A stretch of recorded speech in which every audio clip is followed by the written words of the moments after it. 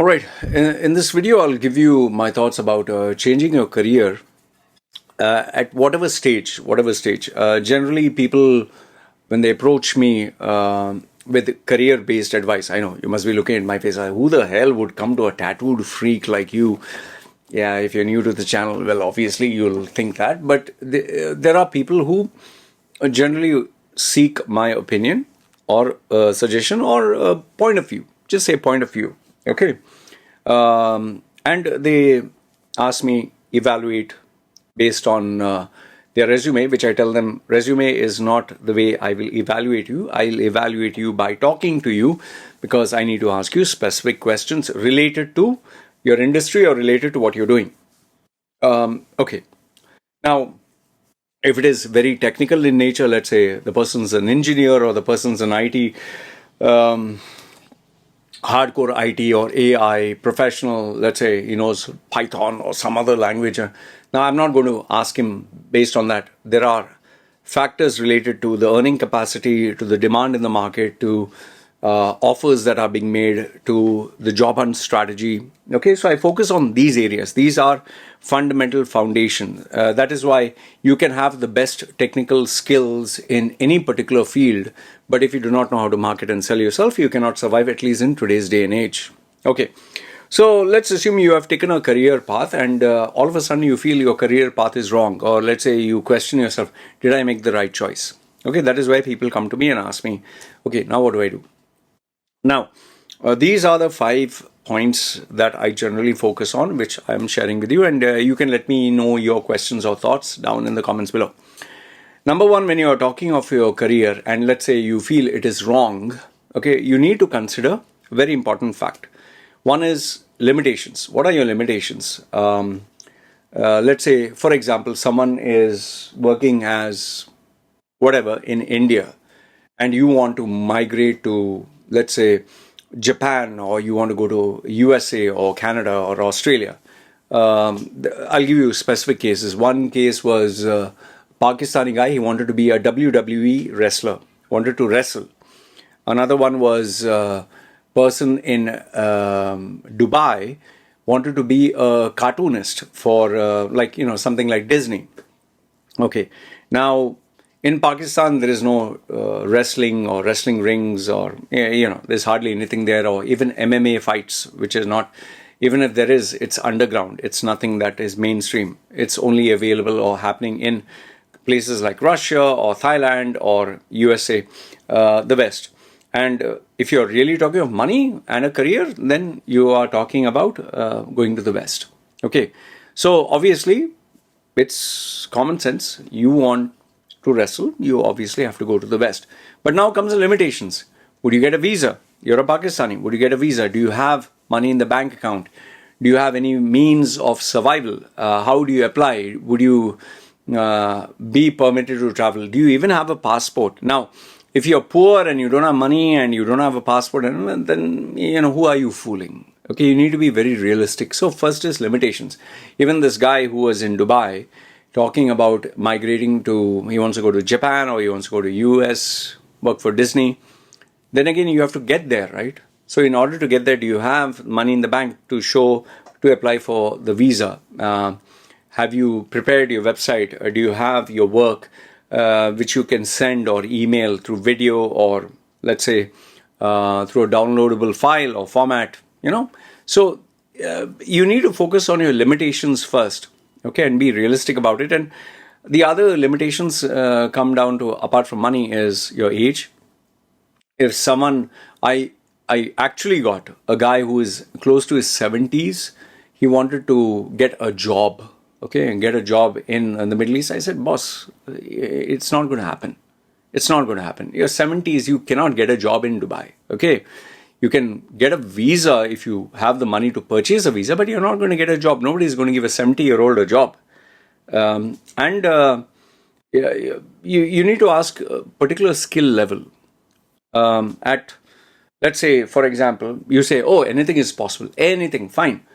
Do you think it's possible for a person who's 40 or 50 years old who doesn't have any physical training, no physical experience, can become Olympian, can become a boxer, can become a MMA fighter with no experience at all. Zero. Never went to the gym, never even threw a punch. You need to be realistic, right? So, first is when you're talking of career move, understand limitations, understand age, understand the basic aspects of, you need to be grounded. I had this 40-year-old woman who I made a video on before, 40, 47 or something. She is very dark skinned. She is extremely fat. She is she was from she is from Delhi, and very clearly I could make out her resume was completely fraudulent, fake stories.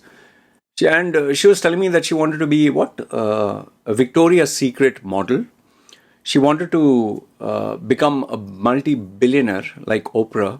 She wanted to have her own network, and apparently it seems that she studied with Obama, and Obama was in love with her or was a flame or some shit. I don't know what this female was smoking, or does she have mental issues? But she actually paid me to have this session a couple of years ago, and she wanted to know how to get it done. And then after paying me, she was like, "We'll collaborate together. I'll give you X amount if I achieve billions." I was like, "I'm not interested." So first is limitations, age, time.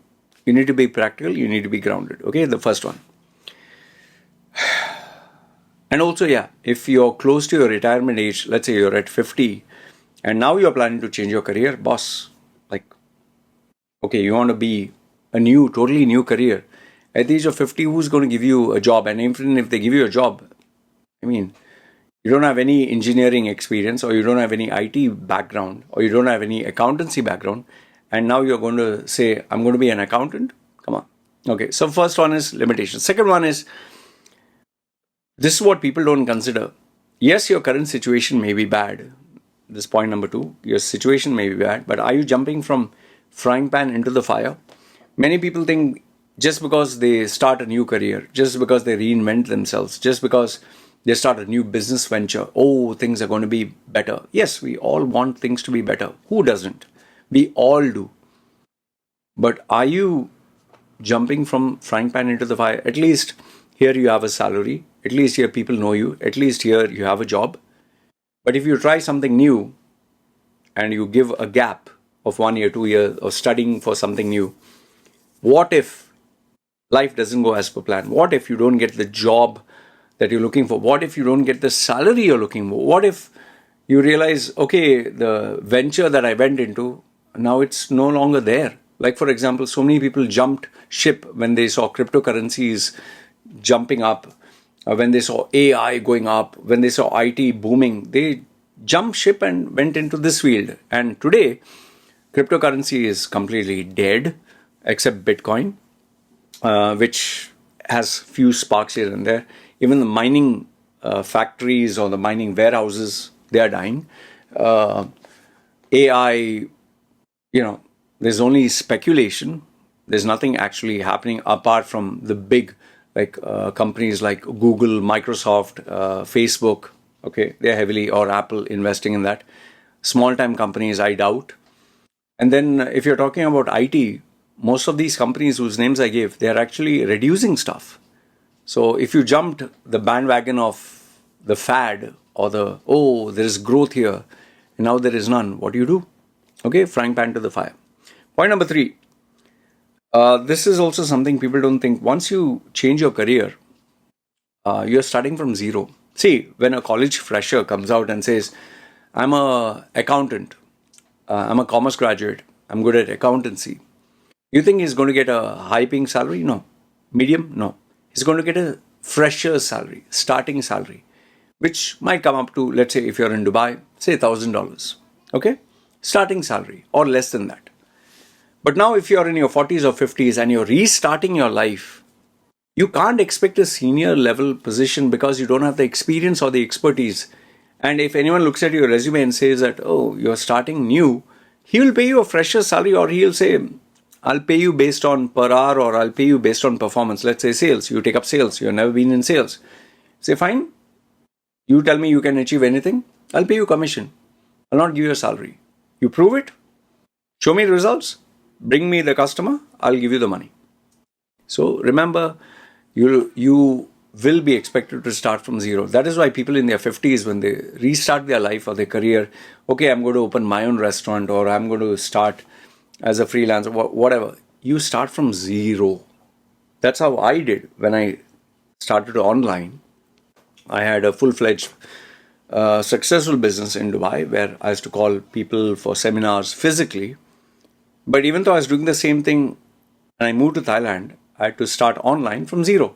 Obviously, I can't start charging 4,000-5,000 dirhams or say $1,000, $2,000, which has to charge physically. I couldn't charge, $1,000-$2,000 online because it's from zero. There's no demand. I had to start my videos from scratch. I had to do everything from scratch. So expect zero. Point number 4 is brand positioning. Now, I know this is a very technically overused term. They try to make it sophisticated, but in very simple terms, it's like you go to a supermarket, you're searching for, let's say, tomato sauce. There is Heinz, then there are other local brands. But when you're going to grab the Heinz bottle, then you see one which will be half price. Then you'll see another one, maybe an American brand you never heard of, Australian brand. Maybe then you'll get a local Thai brand. Then you'll get maybe buy one, get two free. Maybe then you'll get a super squeeze bottle. Maybe then you'll get one, you buy this and you get a gift voucher. Another one will be, you buy this, you get a packet of, let's say, mayonnaise for free, a bottle of mayonnaise. And then you get another one, we'll give you free tomato sauce with garlic flavor, tomato sauce with chili. Okay, this is a combination of 6 bottles. So now all of a sudden you wanted Heinz, but now you have so many other brands. So how do you position yourself? Do you give a discounted price? Or do you say, no, you want premium, pay the premium? Okay, so what do? It's very easy to say, my price is my price. You want, take it or leave it. But in a day and age where customer has unlimited options, it can be very confusing, and then maybe you'll end up not taking anybody. Okay. See, in my case, I'm sticking to my price because I give people the value that I give them through these videos like this one. I give them for free. So people are aware what are they getting. I rejected 3 clients, just 3 clients today, last. I'm not saying this to brag, but one guy wanted, what is your best price? Another guy said, I can't afford, but this is what I can give you. The actual price was $500, which I quoted him. He only had a budget of 100. I said, no. I know you'll say, why don't you just give him 100 worth? No, when I do it, I want to do it properly. The third one was, the person didn't have the budget, wanted to work, was asking flexible terms. I'll pay you little now, little later. And I said, no, I'm sorry, it doesn't work that way. So there are times I have to say no. But now you might think that, oh, Loy, you're high and mighty. No. Here I've said goodbye. I've said no to actual money coming in. Now, I could have said that at least something is better than nothing. If I was desperate, I would say something is better than nothing, which is not wrong. But given the fact that I already have established myself and I have a base, I have inquiries coming in, I know for a fact I will get a customer. But there's always the part that maybe I'll not get. Maybe, I don't know if I'm going to get a customer tomorrow, day after. I don't know if I'll get for the next 5 days, 1 week. I don't know if I'll get for the whole month. There has been times where sometimes there's no customer for the whole month. Keep that in mind. So this is a very unpredictable business. So how do you position yourself in terms of your pricing, salary expectations? And when you're searching for a job, remember there are days, weeks, months where you'll not get a phone call. I had one guy who commented, I think 9 years he didn't get a job. I don't know how he survived in Dubai or how he's surviving. 9 years. I was like, what the fuck is this? I guess, I don't know much about him. Maybe he has a spouse who's working. Maybe his mother and father who's working. There was one guy who made enough money where he kept the savings and he didn't feel the need to work. But I asked him, one day if you run out of cash, what do you do next? So you need to work somewhere. So position yourself intelligently, but don't overprice yourself out of the market. One is don't underprice yourself, and if you underprice yourself, then you'll never get more than what you deserve. Like, let's say, for example, I charge 237 US dollars for 1 hour. If I were to give it for $10, oh, I'll get heaps and loads of people. But then I get the $10 market. I'll never go beyond that. And anyone who pays me 10 or knows that I'm worth 10, why should they give me 15, 20? Why? They'll say, you're 10. I see you as a $10 product. Like if you buy a Toyota, are you going to pay a Rolls Royce price for it? No.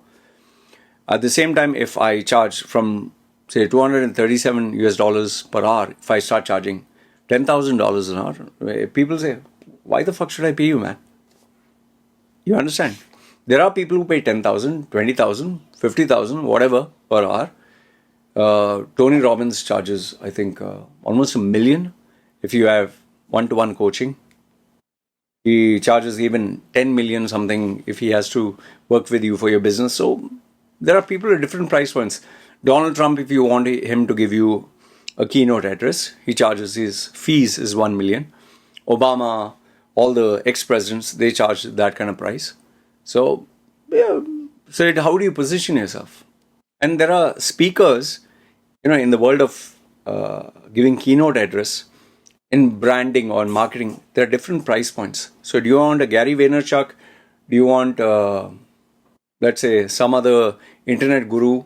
Each one has, even this guy, what's his name? Jay Shetty.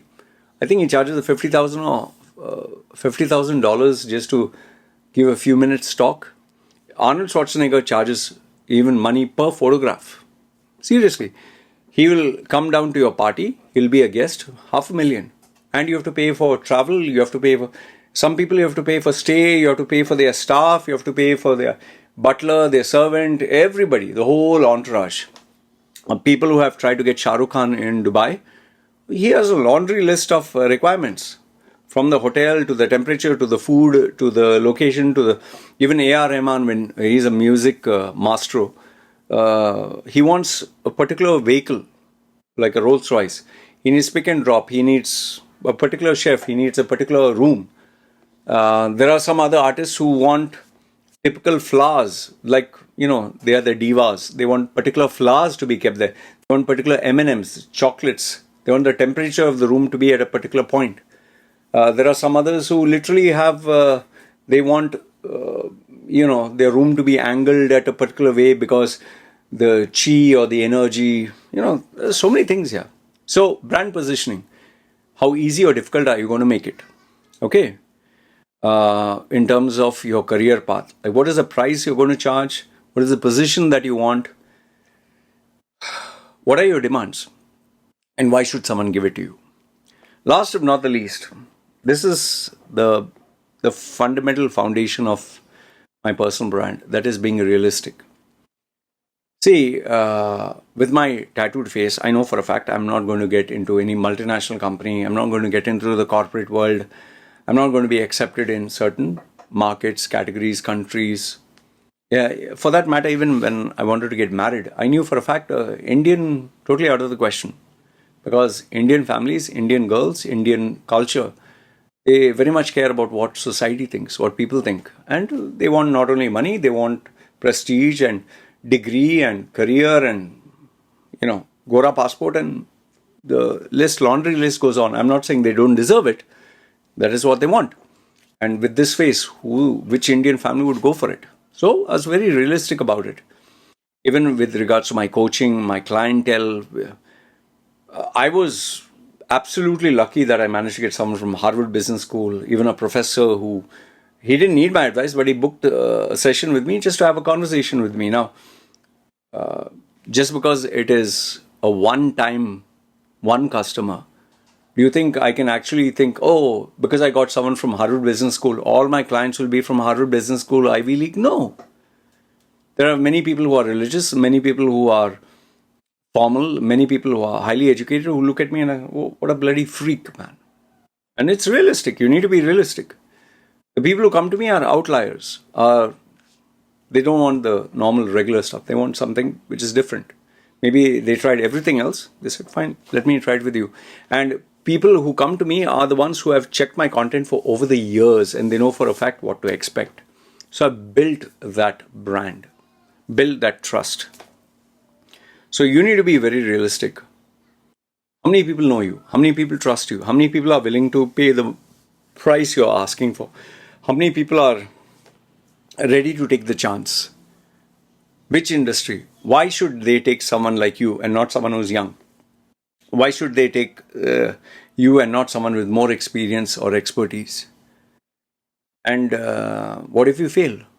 What if you don't succeed? We always look to go higher and higher and higher.